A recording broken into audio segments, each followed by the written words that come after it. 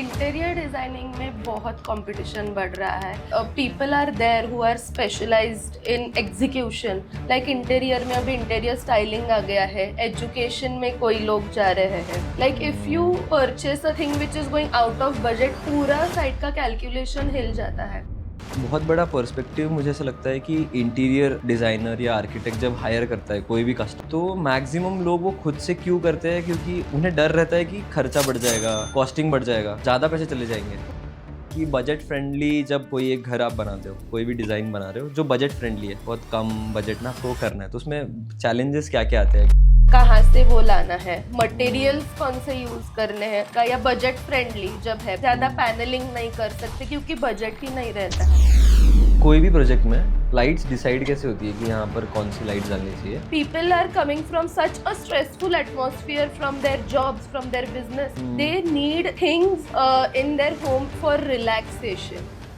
सो interior में कोई खुले में बात नहीं करता, तो दैट इज अबाउट कमीशंस. तो आर्किटेक्ट्स कमीशन लेते हैं या नहीं लेते हैं, वो क्या फंडा क्या है?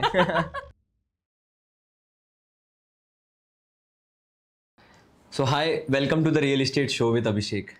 So today I have a very special guest to the show, and that's the best in class, the best interior designer, Mrs. Manasi Joshi. Hello. So I'll request you to introduce yourselves, that what exactly you do. Hi, I'm Manasi Sant. Hi, I'm Manasi Joshi. Okay. I'm an interior designer and a 3D visualizer.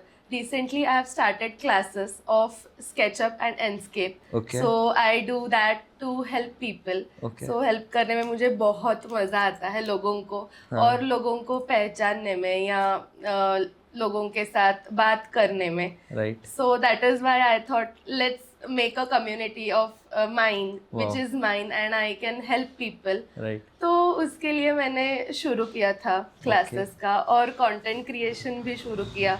उससे मैंने अलग अलग लोगों के साथ pair up किया.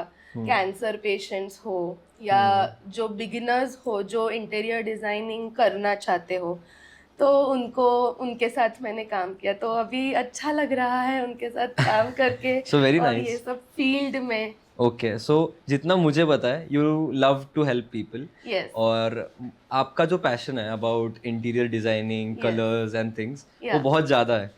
And आप जैसे बात कर रहे थे about community building, so I also do the same to make a community around the real estate industry, और सबको अवेयर बनाना है. सो आपका लाइफ का ऐसा मूवमेंट कब था कि जब आपको लगा कि इंटीरियर डिजाइनिंग चुनना है और इसी में करियर करना है? जब मैं मतलब बहुत ही छोटी थी, I use to love drawing. Okay. और तब से मेरी जर्नी शुरू हुई. I did all the drawing exams I gave, पर फिर भी समझ में नहीं आ रहा था कि कहाँ से शुरू करूँ. Okay. कौन सी वो क्रिएटिव फील्ड है जिससे मैं चुनूँ. तो आर्किटेक्चर और इंटीरियर डिजाइनिंग में मुझे बहुत मतलब वो क्रिएटिविटी एक्सप्लोर करने का मुझे मौका मिला. Okay. तो आई वॉज स्टिल कंफ्यूज कि आर्किटेक्चर लूँ या इंटीरियर डिजाइनर, क्योंकि architecture is more technical based I feel, and interior designing is where I can show up my creativity. Right. तो सोचा कि हाँ, interior designing is my thing. I can play with colours, I can create something. और वैसे ही मतलब वो ही field में और डिजाइनिंग में ही मैंने करियर किया, जो 3D विजुअलाइजेशन का था. अलग अलग ब्रांड्स के साथ मैंने काम किया, out of India, in India. पूरे लोगों को मतलब पुणे से मैंने डिजाइन्स देना शुरू किया, और पूरा करियर मैंने क्रिएटिविटी बेस्ड किया था. And I feel thanks to the social media thing कि हम Yes. घर बैठे बहुत लोगों की हेल्प कर सकते हैं. Exactly. एंड जैसे अभी हम भी, कि हम एक जगह पर बैठ के we are spreading knowledge, Yes. Doing nothing, just sitting and talking. Yes. So that's great. And अभी एक ट्रेंड ऐसा भी है, मुझे लग रहा है कि आर्किटेक्चर में जो मैक्सिमम लोग जा रहे हैं, the biggest funnel is interior. तो ये क्यों है ऐसा, मतलब, और इतना ज्यादा आपको लगता है क्या कंपटीशन बहुत बढ़ रहा है मार्केट में वगैरह ऐसा कुछ? इंटीरियर डिजाइनिंग में बहुत कंपटीशन बढ़ रहा है, and people are there who are specialised in execution. कि जो इंटीरियर में एग्जीक्यूशन, क्योंकि वो 30 इयर्स 40 इयर्स 50 इयर्स का उनको एक्सपीरियंस है, and that is why they are doing execution very easily in a very simple way. तो उसके बाद आता है वो ये जेंजी क्राउड या ये लोग जिनका माइंडसेट बहुत फ्लक्चुएटिंग है कि आज ये करना है, कल मुझे इंटीरियर करना है, पर उसमें ये नहीं करना है। तो वो माइंडसेट और वो उसके वजह से कंपटीशन, लाइक इंटीरियर में अभी इंटीरियर स्टाइलिंग आ गया है, एजुकेशन में कोई लोग जा रहे हैं, फिर कोई लोग हैं जो सिर्फ एग्जीक्यूशन बेस्ड कर रहे हैं, कोई कंसल्टेशंस ही सिर्फ कर रहा है। तो इंटीरियर डिजाइनिंग में इतना स्कोप बढ़ गया है, दैट इज वाई कंपटीशन भी बढ़ गई है। वो तो competition is in every field of business. Yes, और वो you have to be creative and you have to show your uniqueness, या तो तभी आप फ्लैश आउट होंगे, आई फील। और you will stand out from the crowd, right? Yes yes. So एक गलती, ऐसा कुछ जो आप इतने सारे प्रोजेक्ट्स आपने किए हैं, तो ऐसा कौन सा एक बेसिक गलती है जो मैक्सिमम लोग कर देते हैं ऐसा उनके घर बनाते वक्त? और समझो फॉर एग्जांपल आपके पास एक प्रोजेक्ट आया है और क्लाइंट ने बोला कि मैंने खुद में इंटीरियर थोड़ा सा किया है, तो उसमें ऐसा क्या बेसिक गलतियाँ है जो मैक्सिमम लोग कर देते हैं? ऐसा कुछ है? आजकल ऐसा हो रहा है कि इंस्टाग्राम और ये सब इतना सोशल मीडिया बढ़ गया है कि every client is scrolling, seeing the designs and they want to replicate that in their house और flat. But client should understand कि if you are hiring a interior designer knows कि क्या होता है, मतलब क्या प्रैक्टिकल इश्यूज आ सकते हैं वो साइट को कंस्ट्रक्ट करने में। और क्लाइंट्स कभी कभी मुझे फील होता है कि वो ही नहीं सुनते, उनको जो सोशल मीडिया पे दिखता है उनका बजट अलग रहता है, वो क्लाइंट्स के रिक्वायरमेंट्स अलग रहते हैं, स्पेस वाइज वो अलग रहता है। तो आई फील कि क्लाइंट्स ने इंटीरियर डिजाइनर्स का वो सुनना चाहिए कि प्लीज़ हम इतना एक्सपीरियंस लेके आपके पास आते हैं और वी ऑल्सो हैव दैट कि दिस इज आवर होम और our project and even our portfolio is getting built from that project and that is why we put heart in that project. Right. तो किधर किधर problems आ सकती है, long term क्या issues आ सकते हैं, वो सब और आपके बजट में बिठाना is a task. Like if you purchase a thing which is going out of budget, पूरा साइट का कैलकुलेशन हिल जाता है। So it is very important to, you know, if you hire an interior designer, to listen to an interior designer. If you don't listen, you are only going to face, and that is what we don't want कि clients वो face करे आगे जाके, and that is why we try to, you know, उनको मतलब उनको समझाने का हम ट्राई करते हैं कि ये मत करो, ये करो, ये आपके लिए अच्छा है। आपके मतलब कोई क्लाइंट्स का बहुत रफ टफ यूज होता है, कोई क्लाइंट्स में बहुत मेड्स होते हैं क्लीनिंग के लिए, तो मेंटेनेंस वाइज उनको इशू नहीं रहता है। तो हर एक क्लाइंट की रिक्वायरमेंट अलग होती है और वो रिक्वायरमेंट के according we plan something like the design and everything. So I feel कि clients should listen us. Right. और एक बहुत बड़ा पर्सपेक्टिव मुझे ऐसा लगता है कि इंटीरियर डिज़ाइनर या आर्किटेक्ट जब हायर करता है तो मैक्सिमम लोग वो खुद से क्यों करते हैं, क्योंकि उन्हें डर रहता है कि खर्चा बढ़ जाएगा, कॉस्टिंग बढ़ जाएगा या ज़्यादा पैसे चले जाएंगे। तो वो सही में वैसा होता है क्या? एक्चुअली नहीं होता है वैसा। ओके। इंटीरियर डिज़ाइनर हम हायर करते हैं तभी इंटीरियर डिज़ाइनर को सब मटेरियल का बहुत ज़्यादा नॉलेज रहता है, एग्जीक्यूशन में क्या इश्यूज आते हैं, टीम हैंडल करना, जैसे कि अभी fall ceiling, electrical, furniture, carpenter, decor team, painters, ये सबको वो अकेला हैंडल करता है। So it is always easy to communicate with one people, like client को डिज़ाइनर के साथ। जब क्लाइंट इंटीरियर खुद करने लगता है तभी उनको ये सब का नॉलेज नहीं रहता है कि टीम हैंडल कैसे करे। फिर कोई लोग पैसे, मतलब कोई कॉन्ट्रैक्टर को हम पैसे देते हैं और वो भाग जाता है। ये सिचुएशंस मैंने साइट पे देखे। इंटीरियर डिज़ाइनर नोज कि कब कॉन्ट्रैक्टर को कौन सा पेमेंट रिलीज करना है, तब भी वो कॉन्ट्रैक्टर अच्छे से काम करेगा। And that is what I feel clients उधर पैसा डालते हैं, मतलब एक्स्ट्रा एक्सपेंसेस जाते हैं। जैसे हमको मटेरियल नॉलेज रहता है, मटेरियल का कॉस्टिंग पता है, तो हम बोल सकते कि sir if this is your budget, this material will go in your budget, this want this, मतलब ये जो आपके मिडिल रेंज प्रोजेक्ट है तो मिडिल रेंज के लिए ये material is perfect. Right. But जब क्लाइंट मार्केट में जाता है तब उनको कुछ आइडिया नहीं होती है। वेंडर्स बोलते हैं कि this is the best sir, you have to purchase this, and they convince because it's their business and why shouldn't they. मतलब वेंडर्स तो कन्विंस करेंगे क्योंकि उनका तो वो बिजनेस है बराबर है। कि उनको ज्यादा से ज्यादा मटेरियल देना है या वो करना, सेल आउट करना है, तो वो करते हैं। और फिर क्लाइंट उधर ही फंस जाता है। हाँ फंस जाता है कि पैसे तो ज्यादा जाते ही है। उससे अच्छा है कि आप ये सब पैसे जो इंटीरियर डिजाइनर बोलता है वो बचाओ और आप इंटीरियर डिजाइनर के फीस में पैसे वो डालो और Right. उधर कॉम्प्रोमाइज मत करो। या और एक चीज होती है कि प्रोसेस कि Yes. जैसे स्टैंडर्डाइज प्रोसेस हो जाती है। जब डिजाइनर आता है तो उसे पता है कि पहले क्या करना है, उसके बाद क्या। यस सो वो सब स्टैंडर्डाइज हो जाता है। सो Correct. People should consider it कि इंटीरियर डिजाइनर ज्यादा खर्चा नहीं करवा रहे हैं, वो प्रॉपर ऑप्टिमम खर्चा करवा रहे हैं। हाँ, मतलब आपका बजट हम सेव कर रहे हैं हाँ, actually. And the middle class is always वही डर है उनके मन में कि जब खुद घर बनाएंगे तो कम पैसे लगेंगे, इंटीरियर डिजाइनर आ गया तो ज्यादा खर्चा करवा देगा। नहीं तो नहीं, एक्चुअली हम जो ये मटेरियल में आपके पैसे बचाते हैं, हम्म, वेंडर्स में आपके पैसे बचाते हैं, yes, ट्रांसपोर्ट में आपके पैसे बचाते हैं, वो सबके पैसे मिला के इतने पैसे होते हैं, उतना तो एक इंटीरियर डिजाइनर के फीस भी नहीं रहते हैं। और interior designer, I don't understand why clients bargain in interior designers fees, because he is going to handle all the team, he is going to do the designing work, he is going to look after everything which is going on site,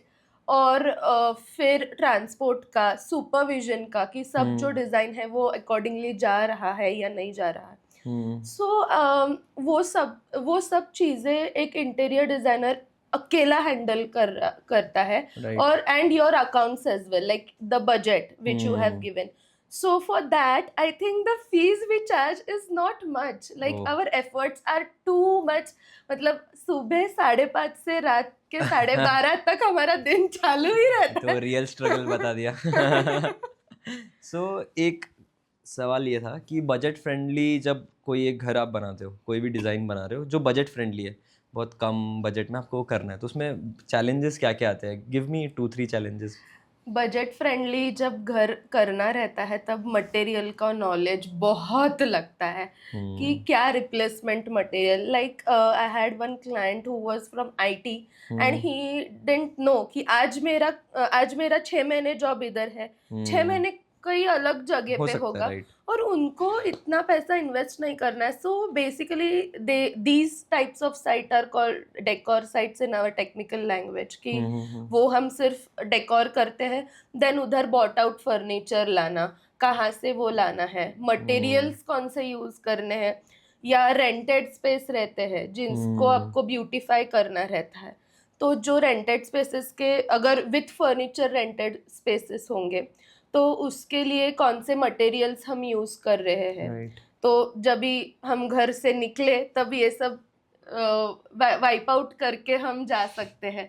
वो तो material knowledge होना बहुत ज़रूरी है अगर budget friendly projects हम कर रहे हैं। क्लाइंट के रिक्वायरमेंट्स, फिर space saving furniture, multi functional furniture, ये सब में हमारा स्टडी चाहिए कि एक ही टेबल है, वो 4 अलग अलग तरीके से कहाँ प्लेस कर सकते हैं कि वो 4 अलग अलग तरीके से वो क्लाइंट यूज कर पाएगा, कि उनके 4 टेबल की कॉस्ट बच के एक ही टेबल में जाएगी। जो भी है थॉट प्रोसेस डिजाइनर को रखना पड़ता है। फिर वॉल्स में भी ज़्यादा कलर नहीं डाल सकते, ऐसे बहुत रेंटेड स्पेसेस का, या बजट फ्रेंडली जब है ज़्यादा पैनलिंग नहीं कर सकते क्योंकि बजट ही नहीं रहता है। तो पैनलिंग करना है इंटीरियर में तो हम पेंट से creativity, there comes your creativity, that हम वॉल्स पे क्या क्रिएटिविटी कर सकते हैं जिससे उनकी कॉस्ट बचे। So I have done so many decor and budget friendly projects, so I know कि कहाँ पे क्या यूज होगा कि जिससे क्या रिजल्ट आएगा। सो एक ऐसा इंस्टेंस है कि जैसे रेसिडेंशियल फ्लैट्स आजकल पुणे में बहुत बिक रहे हैं, बराबर। तो कोई भी एक फ्लैट है, समझो वो 40 लाख का फ्लैट है और उसमें इंटीरियर करवाएगा सामने वाला क्लाइंट, तो कितना वैल्यू अप्रिसिएशन हो सकता है उसके फ्लैट का? होता है? हाँ, होता है। तो फिर वो कितना हो सकता है, मतलब होता ऐसा? है। आप पूरा घर जैसा है वैसा बेचो और इंटीरियर डिजाइन करके बेचो। 20 to 25, आई वुड से 30 तक भी, 30% तक वाओ, उसमें वैल्यू मतलब अप्रिसिएशन हो जाएगा। वैल्यूएबिलिटी आ सकती है। ओके। मैंने देखा है 1.3 CR का घर था एक राइट। क्लाइंट का, hmm and they did around 25 to 30 lakhs of interiors in it. Hmm and उन्होंने वो भेजा, मतलब वो जब बेच रहे थे वो 2.5 समथिंग गया था वाओ। वो फ्लैट। तो इंटीरियर डिजाइनर मतलब अभी रेंटेड स्पेसेस है, अलग अलग अभी वेबसाइट्स आ गए हैं जिसमें वो रेंटेड स्पेसेस एक दिन के लिए स्टे करने के लिए देते हैं। हाँ, Airbnb and thing, Airbnb, right right. हाँ हाँ। एयरबीएनबी। सो वो एयरबीएनबी वाले एक नाइट का 7,000, 8,000, 15,000 दे चार्ज, एंड उतना इंटीरियर की डिजाइनिंग का कॉस्ट भी नहीं रहता है। हम्म फिर भी वो यू तो इमेजिन 8 to 15,000 वन नाइट, हाँ। And then they are doing it for a month, how much? तो वैसा होता है कि इंटीरियर करने से कॉस्ट तो बहुत बढ़ती है। अगर इंटीरियर डिजाइनिंग का आपका बजट ना हो तो at least decor your space, make it feel good for people to guests और and ourselves also. Right right. और तो जैसे आपने इतने प्रोजेक्ट्स किए हैं आपके पास्ट में और आप कर भी रहे हो आप, तो एक होता है कि इंडिया में ये ट्रेंड क्या चल रहा है, फंक्शनैलिटी चाहिए लोगों को, यस, क्या बस विजुअली अच्छा लगना चाहिए? तो क्या प्रेफर क्या कर रहे हैं आजकल ज़्यादा लोग? आजकल लोग ट्रेंड से जाने का कोशिश कर तो रहे हैं, पर फंक्शनैलिटी और रिक्वायरमेंट्स, वास्तु, ये सब चीजें पीछे छोड़ रहे हैं, which is not good. Like you need to have all this things कि आपके रिक्वायरमेंट्स क्या है। समझो एक बिल्डर का घर है तो वो अलग दिख रहा होगा, आईटी पर्सन का घर है तो उसका फील एंड ये सब अलग है। तो ये सब चीजें, एक डॉक्टर है तो उसका घर अलग है, डिजाइन अलग है। राइट। तो ये सब चीजें हमको सोचनी चाहिए जब हम डिजाइन कर रहे हैं तब। तो हम ट्रेंड को फॉलो तो करना चाहिए, पर रिक्वायरमेंट्स और फंक्शनैलिटी देख के जितना जरूरी है, मतलब जितना जरूरी है उतना ही ट्रेंड फॉलो करना चाहिए। ना कि ट्रेंड आ रहा है आज मोल्डिंग का लगा दो, नहीं। विच इज मतलब वो क्लाइंट कैसा है, नेचर उसका कैसा है, ये सब चीजें हमको समझनी बहुत जरूरी है। और रिक्वायरमेंट्स के अकॉर्डिंग अगर आपको ट्रेंड फॉलो करना है तो आप करो, पर उतना ही करो जितना आपको अच्छा लगे। ऐसा नहीं है कि ये ट्रेंड आ गया तो यही करना है। राइट। ट्रेंड इज जस्ट, मतलब वो आज है कल नहीं है का ट्रेंड बदलते रहेंगे, Right. तो आपकी पर्सनालिटी तो चेंज नहीं नहीं होगी। होने वाली है। तो उसमें एक पर्सनल टच होना बहुत जरूरी है एवरी साइट में, एवरी फ्लैट में। तो आपके पर्सनल चीज़ों के अकॉर्डिंग, लाइक आपको पसंद हो तो आप आर्टिफैक्ट्स डाल सकते हो, डेकोर आइटम्स, पेंटिंग्स, फ्रेम्स, ये सब डाल के आप पर्सनलाइजेशन घर में कर सकते हैं। और बहुत चीज़ें हैं, लाइक कलर्स है, तो ये सब चीज़ें आप डाल के आपका घर पर्सनलाइज फील कर सकते हो। और उसमें अगर आपको लगा कि हाँ ये ट्रेंड तो बहुत ही अच्छा लग रहा है तो यूज करो ना, you have to go with the trend. Right. But ऐसे नहीं है कि खुद को छोड़ के ट्रेंड को ही फॉलो करो। हाँ, एंड अभी इंटीरियर डिजाइनिंग फील्ड बहुत बड़ा है और बहुत लोग अभी वो यूज़ भी कर रहे हैं, अडेप्ट हो रहे हैं चीज़ों में। Yes. तो सबसे बड़ा पॉजिटिव पॉइंट इंटीरियर डिजाइनिंग का ये है कि आपका प्रोजेक्ट शुरू करने से पहले यू कैन विजुअलाइज कि ये कैसा दिखेगा, राइट? Yes. सो बहुत सारे सॉफ्टवेयर्स आते हैं उसमें, सो दे यूज स्केचअप, जो Yes. हम बात कर रहे थे पहले। Yes. तो वो सारी चीज़ें, तो कैसा है और कौन सा सॉफ्टवेयर आपको बहुत पसंद है पर्सनली, जो ज़्यादा रियल एक्सपीरियंस देता है कि आपका घर फ्यूचर में ऐसा दिखेगा? तो ऐसा कौन से सॉफ्टवेयर्स है? Let's talk about it. पहले तो AutoCAD, which is very, that's the basic one. हाँ वेरी बेसिक। लाइक अगर आपको डिजाइनिंग शुरू करना है तो at least you need a plan, and that plan is done in AutoCAD. And I would always prefer SketchUp and Enscape. Okay. SketchUp is a 3D modeling software and Enscape is a 3D rendering software, Okay. जिसमें SketchUp में हम 3D model बना सकते हैं and Enscape में हम अलग अलग इफेक्ट्स दे सकते हैं, Okay. like light effects, you can see material effects. And I feel that is very important nowadays कि क्लाइंट को अगर हमने विजुअलाइजेशन समझो नहीं दिखाया और सिर्फ रेफरेंस इमेजेस कि सर ये आपको अच्छा लगा है ना, ऐसा क्या, ऐसा ही हम करेंगे, वो कौन करता है जिसको नॉलेज नहीं है फील्ड की, वो करेगा कि ये रेफरेंस को कॉपी पेस्ट। राइट। पर क्लाइंट के रिक्वायरमेंट्स के अकॉर्डिंग पहले हमको देखना चाहिए कि वो 3D में अच्छा लग रहा है या है क्या, फिर उनके क्लाइंट के कलर्स जो क्लाइंट्स को पसंद है वो 3D में अच्छे लग रहे हैं क्या, एंड इफ मुझे पता है एज इंटीरियर डिजाइनर कि ये श्योर शॉट अच्छा दिखेगा, मतलब 3D विजुअल हम जस्ट रेफरेंस के लिए करते हैं, बट जब हम एक्चुअल प्रैक्टिकल वो 3D visual actual practical site पे देखते हैं तभी उसको 4 चांद लगे होते हैं, मतलब इतना ब्यूटीफुल वो दिखता है। And interior designer knows which colours go with which colour, फिर भी क्लाइंट को नहीं विजुअलाइज होता है वो। राइट। फिर आज मतलब मेरे साथ ऐसा हुआ है कि क्लाइंट ने एक विनियर चूज किया और veneer is like very costly for, मतलब रिच या middle to rich people prefer veneers nowadays, like पहले भी और अभी भी। तो विनियर क्लाइंट ने सिलेक्ट किया था, तभी विजुअल नहीं दिखाया था 3D विजुअल, और जब वो साइट पे लगा तो client is like I didn't like this, और विनियर का cost is too much to handle for a interior designer, मतलब लॉस में भी गए तो बहुत लॉस हो सकता है क्योंकि पूरा घर समझो विनियर में है, तो it is a lot of cost. So better है कि इंटीरियर डिजाइनर्स के लिए भी ये सेफर साइड में है कि आप विजुअलाइजेशन दिखाओ और क्लाइंट को समझे कि ये कैसे दिखने वाला है, at least client will have an idea कि वो कैसे दिखने वाला है, एंड उसके बेसिस पे client you need to speak to client कि ये 3D विजुअल है, ऐसा आपका घर दिखेगा, थोड़ा 20-30% इधर उधर हो सकता है, क्योंकि जब हम मटेरियल सिलेक्ट कर रहे रहते हैं तभी वो होता है कि ये अच्छा नहीं लगा, ये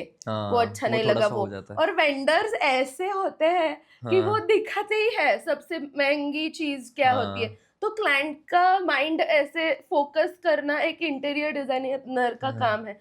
तो वो विजुअल में एक बार मैं मतलब जब मैं डिजाइनिंग करती हूँ, एग्जीक्यूशन करती हूँ, तब मैं क्लाइंट को पहले ही बोलती हूँ कि सर विजुअल के हिसाब से आपको सिलेक्शंस करना है, तो आप विजुअलाइजेशन के अकॉर्डिंग आप देखना, जब भी कोई भी दूसरा लैमिनेट विनियर मत देखना, आप कंफ्यूज हो जाओगे, राइट? क्योंकि वो फील्ड ही ऐसी है कि कंफ्यूजन होता है उसमें, मतलब वो प्रोडक्ट्स और ये सब देख के। So that is why visualisation is very important for client also and for designer also, कि दोनों के माइंडसेट में, मतलब माइंड में समझे कि यही करना है हमको, यही हमने चूज किया है। Once the 3D design is finalized, then you can go for execution work, okay, which will be like a ease for both of them to coordinate, like both of them are on one page. Okay, okay. और accuracy कितना होता है, मतलब समझो आपने एक render बनाया तो उसका एक्यूरेसी कितना होगा कि रियल लाइफ में जब ये सारे काम होंगे तो कितना एक्यूरेसी लेवल क्या रहता है? 70-80% होता है? हाँ, लाइक होता है जब एक्सपीरियंस्ड इंटीरियर डिजाइनर हो तब वो जब विजुअल बनाता है, like now I have a experience of 6-7 years and when I will make a visual I will think कि ये एग्जीक्यूट होगा क्या एक्चुअल में, तब भी मैं 3D में दिखाऊंगी। एक हैंडल भी अगर मुझे नहीं मिल रहा है, मतलब 3D में मैंने ऐसे ही दिखा दिया पर वो नहीं मिल रहा है, तो मैं नहीं वो हैंडल लूंगी। नेचुरल लाइट जब हम रियल टाइम कोई काम करते हैं तो उसके में जब नेचुरल लाइट आता है वहाँ तो थोड़ा सा विजुअलाइज अलग होता होगा, so that would be a thing. Yes yes, okay. Natural light plays a very important role, like yes lighting is the most important part and underestimated, कि लोग नहीं उसका मतलब लाइट पैनल लाइट लगा दिए घर में, that's it is done. No, now people are coming from such a stressful atmosphere from their jobs, from their business. They need things in their home for relaxation. So to go forward in this, सो एक under estimated element हर projects में होता है, तो आपके हिसाब से वो क्या एक अंडर एस्टिमेटेड एलिमेंट है सारे प्रोजेक्ट्स में आजकल? मुझे लगता है कि lighting is very underestimated. Like people are just putting lights to brighten up their space nowadays, but वो पहले था. Yes, when it was a beginning stage where लोगों को इंटीरियर डिजाइनिंग पता नहीं था, तभी वो पैनल लाइट्स यूज करके ब्राइट हो गया, हमने लाइटिंग किया. पर अब भी क्लाइंट्स आर वेरी चूजी और उनको अलग अलग टाइप के एटमॉस्फियर्स एक रूम में चाहिए. जैसे आज लगा डिस्को पार्टी करे तो डिस्को वाला फील चाहिए, आज लगा सूदनिंग म्यूजिक सुने तो वो वाला फील. लाइट्स और वो सब चीजें आई फील कि लाइट्स ही ला सकता है. You do dim lighting, you do light task lighting, तो एम्बियंट लाइटिंग, अलग अलग डेकोर लाइटिंग. कोई अच्छा डेकोर पीस में अगर एक आप लाइट डाल दो, it looks very nice, very सूदनिंग, very welcoming, comforting. और आजकल ये स्ट्रेसफुल एटमॉस्फियर में जो आईटी में बहुत प्रेशराइज्ड आजकल फील्ड चल रही है, या एवरी बिजनेस हैज और every job has some different pressures I feel. तो तभी क्लाइंट जब या कोई इंसान जब घर आता है तो वो सूदनिंग पीसफुल फील उनको चाहिए. ऑफिस में भी आपके लाइट्स होते हैं, पर वो लाइट्स और घर के लाइट्स में बहुत डिफरेंस होता है. कमर्शियल एंड रेसिडेंशियल स्पेस, तो रेसिडेंशियल में वो फील गुड वाला एटमॉस्फियर चाहिए. आज क्लाइंट के बेड के साथ दो साइड टेबल पे दो स्विच बोर्ड्स आते हैं, तो स्विच बोर्ड्स वो साइड टेबल के स्विच बोर्ड पे ही पूरा लाइटिंग चाहिए कि अगर क्लाइंट को लगे सोते वक्त कि आज रीडिंग करे तो रीडिंग लाइट ऑन कर सके. तो वो उतना ईज आना चाहिए लाइटिंग में जो लोग आजकल नहीं कर रहे. बजट प्रोजेक्ट है, 4 पैनल लाइट लगाओ, खत्म करो, क्यों दिमाग का दही करना है. मतलब क्लाइंट का वही रहता है कि मतलब डिजाइनर्स भी क्लाइंट को समझा नहीं पाते कि व्हाई यू नीड दिस. और client is not a experienced person कि वो लाइट आने से मुझे बहुत फर्क पड़ेगा का, तो हाँ फर्क पड़ेगा, पर क्लाइंट को एक्सपीरियंस नहीं है, उन्होंने कभी वो एक्सपीरियंस नहीं किया है. हमने सब टाइप सब मूड के लाइटिंग एक्सपीरियंस किए हैं, तो हमको पता है. तो वो lighting I don't know why if it is a budget project also you can do much more in lighting, but you need to have a knowledge of it, right, और then only you can execute it well I feel. Okay, so कोई भी project में lights decide कैसे होती है कि यहाँ पर कौन सी लाइट्स डालनी चाहिए? फॉर एग्जांपल किसी को भी अभी घर बनाना है और उसको बेडरूम्स में लाइट सिलेक्शन करना है, तो क्या करना चाहिए उसने? जो एकदम बेसिक टिप्स होने चाहिए उसके लिए, वो क्या होना चाहिए? तो पहले तो हमको नेचुरल लाइट बहुत कंसिडर करना चाहिए कि आपके रूम में नेचुरल लाइट कितना आ रहा है. वंस इट इज कंसिडर्ड कि हाँ ये रूम थोड़ा डार्क है, ये room medium light natural light आ रहा है, इसमें बहुत नेचुरल लाइट आ रहा है, तो पहला नेचुरल लाइट का फैक्टर है जो कंसिडर होना चाहिए. And then you can add lights. Now as a interior designer 10 by 10 के रूम में 4 पैनल लाइट्स लगते हैं. तो वो पैनल लाइट्स नेसेसरी है क्या? Again depends upon natural lighting, right. But wo, and then if you have a nice decor items or you want to highlight your wallpaper or some detail on wardrobe, then there are COB lights and spotlights in market. So make use of that. One day you can just switch off all the panel lights and on all the COB lights or the spotlight only. Then आता है LED strip या indirect lighting हम जो बोलते हैं.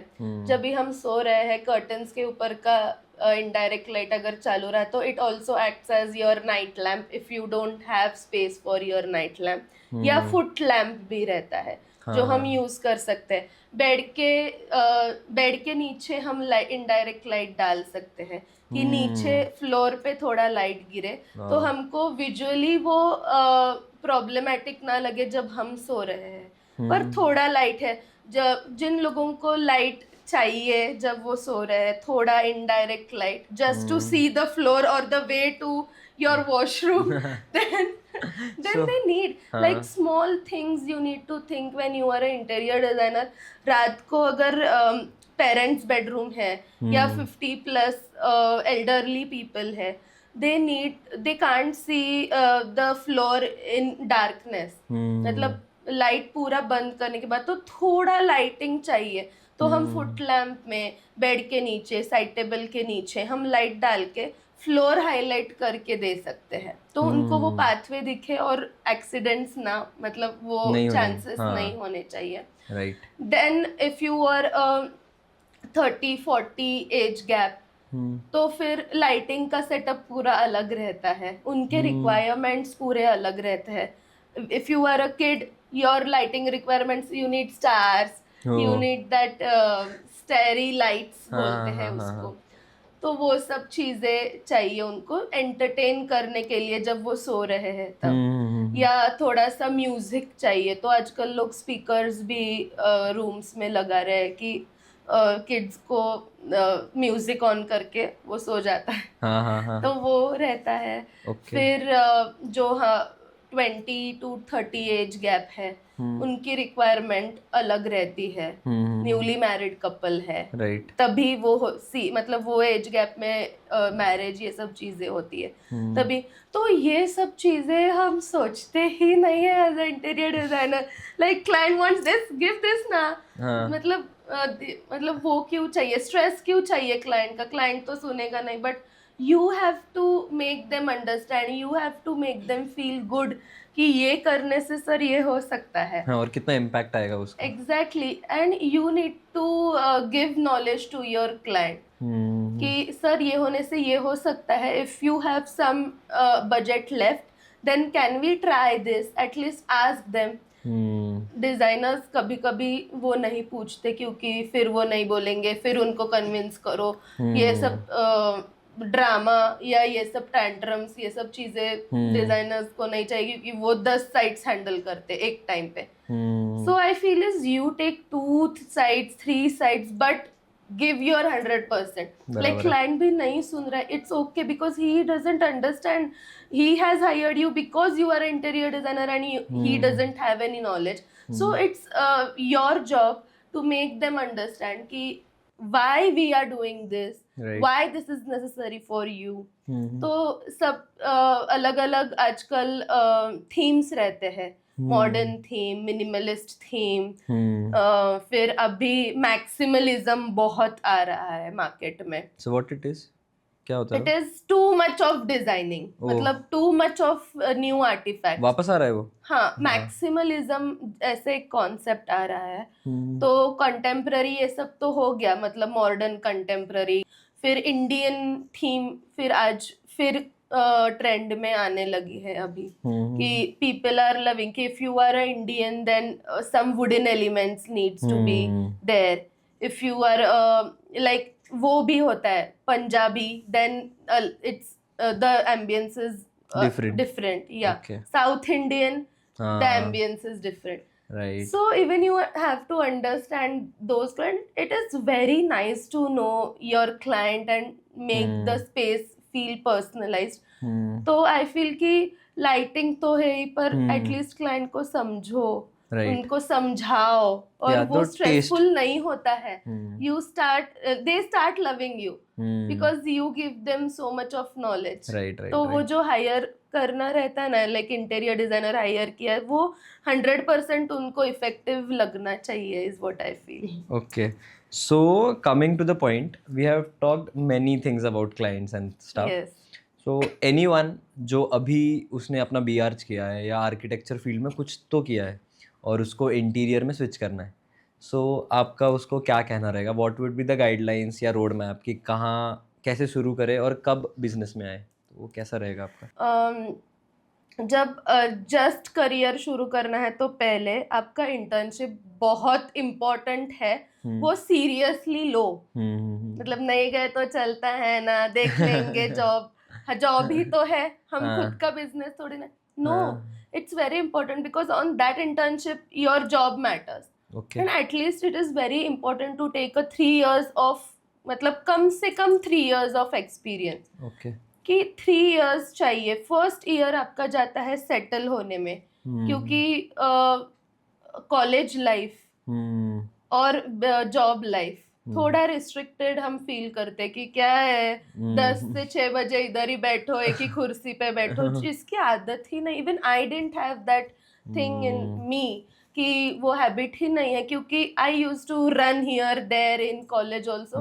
पर वो 1 साल जाता है कि कॉन्ट्रैक्टर्स को कैसे ड्राइंग्स चाहिए, मतलब कॉलेज में हमको नॉलेज देना, ये पर्सपेक्टिव से चीजें सिखाई जाती है. ओके. पर जब हम एक फर्म में जाते हैं तब कॉन्ट्रैक्टर्स को इजी कैसे हो, मतलब ड्राइंग्स अंडरस्टैंड करने में, उसमें like you need to take efforts okay. कि कॉन्ट्रैक्टर ड्राइंग खोले और हाँ उसको विजुअलाइज हो कि हाँ ये मेजरमेंट्स है, क्लियरली मेजरमेंट्स दिखने चाहिए. तो ये कॉन्ट्रैक्टर को इजी बनाने के लिए या वेंडर्स को इजी बनाने के लिए मटेरियल कैलकुलेशन के लिए जो ड्राइंग्स होते हैं और 3D विजुअल्स भी हम ऐसे ही कर देते कॉलेज में. मतलब उसमें कोई एग्जीक्यूशन का हम सोचते हैं, फिर भी जो मतलब हमारे प्रोफेसर्स बोलते हैं सोचो सोचो, हम सोचते हैं, पर फिर भी जब हम प्रैक्टिकल फील्ड में आए चीजें सब अलग होती है. तो वो execution based 3D banana. So internship is very important. Yes, very important. So in this 3 months you get to learn all these things and you don't have to demand your stipend to your boss कि इतना ही करोगे तो ही मैं काम करूंगी, नहीं तो नहीं. It is for yourself what you are doing and not for that boss. Right. Boss has already have a company, मतलब हाँ, boss वो तो already settled has है. a company. हाँ वो हाँ. settled है. हाँ. उस तो हर आजकल के इंटर्न्स है कि इतना दोगे तो ही हम करेंगे, इतना ही टाइम चाहिए, लंच ब्रेक 1.5 घंटे का चाहिए. No, you are doing it for yourself first and then your boss. Okay. So वो कंसिडर करना चाहिए और पोलाइटली उनसे बिहेव करना चाहिए. तो ये सब चीज़ें आई फील नेसेसरी है. फिर सेकेंड ईयर में कॉन्ट्रैक्टर्स को ऑन साइट हैंडल करना, और जो हमने ये डिज़ाइन सीखे हैं 1 साल में वो एग्जीक्यूट कैसे होते हैं, वो एग्जीक्यूशन में क्या इशू आ रहा है, मतलब हमारा डिज़ाइन कितना परफेक्ट है एग्जीक्यूशन के लिए, वो सेकेंड ईयर में समझता है. Contractor handling and your things which execution हम बहुत सीखते हैं ये सेकेंड ईयर में. और third year goes in client handling. Then you have to handle the contractor also. Then you have to handle your drawings, your 3D visuals also, and then the budget. Okay. तो ये सब चीजें third year में आती है. So at least I feel 3 years का experience होना चाहिए. Once you are done with the 3 years of experience, then 6 months you give for yourself. कि now I have to start my own business. Okay. Then उसके लिए क्या base work करना पड़ेगा. अगर हमने जॉब में अच्छा काम किया है तो गुड, उसका बेस, उसके designs you can show like for reference if the company allows you, only then. तो ये सब चीजें करने में 6 months का गैप चाहिए and then you can start your own. Payment जो लेने का तरीका है वो 2 डिफरेंट तरीका है. एक तो होता है परसेंटेज बेस्ड कि पूरा जितना काम होगा उसका percentage based, and the second one is कि एक प्रोफेशनल फीस होता है. तो मार्केट में क्या चलता है ज़्यादा और क्या लेना चाहिए, मतलब क्लाइंट्स ने क्या ज़्यादा प्रेफर करना चाहिए? 2 टाइप होता है, टर्नकी प्रोजेक्ट और design based project. Turnkey is where designer और whoever is taking the project tells you the cost कि 30 lakhs में ये काम हो जाएगा, पूरा इंटीरियर हो जाएगा, पूरा इंटीरियर हो जाएगा. 30 lakhs ही क्लाइंट को देने हैं. थोड़ा 19-20 उसमें फर्क पड़ सकता है कि यू हैव टू पे 2 lakhs, 5 lakhs extra. Depends upon the again who is doing the site. वो तो टर्नकी में आपको नहीं समझता है कि उनका प्रॉफिट मार्जिन कितना है, डिजाइनर कितना ले रहा है, कॉन्ट्रैक्टर्स को कितने पैसे हम दे रहे हैं. वेयर एज डिजाइन प्रोजेक्ट में designer take around 8 if he is a beginner, 15 if he is a professional, 12 to 15% of the total project cost. Total project is material का जो भी कॉस्ट रहेगा उसका परसेंटेज. नहीं, टोटल प्रोजेक्ट कॉस्ट. ओके. मतलब execution के लिए जितना कॉस्ट, समझो 30 lakhs का प्रोजेक्ट है तो उसका 12 to 15%. सो दैट 30 lakhs वो आता है मटेरियल से और लेबर दोनों मिला के. हाँ, कॉन्ट्रैक्टर से. ओके. तो तो ये चीज़ें रहती है। सो इंटीरियर में एक पर्दे के आड़ की बात होती है कि जिसमें ऐसा होता है कि कोई खुले में बात नहीं करता, तो दैट इज़ अबाउट कमीशंस। तो जब भी मटेरियल सिलेक्शन का टाइम आता है, आर्किटेक्ट्स बहुत प्रिसाइजली बोलते हैं कि यहाँ जाके लेंगे। तो आर्किटेक्ट्स कमीशन लेते हैं या नहीं लेते हैं, वो क्या फंडा क्या है? तो आज वो तोड़ ही देते हैं आज। सो हाँ, कोई कोई आर्किटेक्ट्स का रहता है, अगर टर्नकी प्रोजेक्ट्स में आप जा रहे हो हम्म। तो मटेरियल में कमीशन, ओके, कॉन्ट्रैक्टर्स में थोड़ा चलता है ना हाँ क्या? Commission. So what is the चलता है परसेंटेज ना ऑफ वाला। कमीशन, मतलब कितना होता है वो? समझो अराउंड फॉर एग्जांपल लैमिनेट्स बोल दो और एक आर्टिफैक्ट्स, कितना होता है मतलब? डिपेंड्स अपॉन द डिजाइनर और the contractor, I would say. Hmm. कोई कोई ऐसा होता है कि कंपनीज ही रखती है वो 5-10%। मतलब 10-10% कमीशन मिलता हाँ, है? 5% तो रहता ही है, लाइक बाप 2 to 5% तो रहता ही है कमीशन। हम्म। पर again depends upon the contractor और द डिजाइनर और द वेंडर। ये इन्हों में, मतलब इन लोगों में क्या कम्युनिकेशन हुआ है, तो उसके हिसाब से कोई कोई आर्किटेक्ट्स होते हैं वो नहीं रखते कमीशन, कोई कोई डिजाइनर्स है वो नहीं रखते commission. They are very straightforward कि सर हाँ, आप जाओ उधर, आप मटेरियल परचेस करो, जितना बिल हो उधर ही पे कर दो, खत्म बात। मतलब वेंडर से वो पैसे मांगना, फिर वो इंटीरियर डिजाइनर की क्वालिटी खराब करने, जैसे कि आप वेंडर, अपने वेंडर को पैसे मांग रहे हो। हाँ वही तो, मतलब Like, समझो, देख लो ना what कि is अगर it? प्लाई खरीदा, लैमिनेट खरीदा, 10 लाख का बिल हुआ, तो 5% भी ले लिया तो 50,000 रुपये हो गए हो। तो हाँ। वो एक बात है, और ये कोई क्लाइंट खुल के पूछ नहीं पाता, लेकिन आर्किटेक्चर फील्ड में ये चलते आ रहा है, मुझे हाँ, ऐसा लग मतलब रहा है। डिपेंड्स कि किसको 2% लेने हैं, किसको 1 लेना है, किसको मतलब वो वेंडर, मतलब जो वेंडर है वो ही सामने से कभी कभी बात करते हैं कि सर आपका रखे क्या 2-5%, ऐसे। बिलिंग में भी अलग होता है हाँ कि आर्किटेक्ट बिलिंग अलग है और डायरेक्ट वॉक इन कस्टमर का बिलिंग हाँ अलग। हाँ, तो ये चीजें होती है। But if you know the designer, तो ये आप ये 50,000, ये 30,000 आप बचा सकते हैं। बचा सकते हो। Okay, so coming to the end of the podcast, so we have a session that is this or that. You have to choose either of the Yes. one, right? So you don't know about these questions. We have figured it out, and you have to select one. Okay. Okay. So let's begin.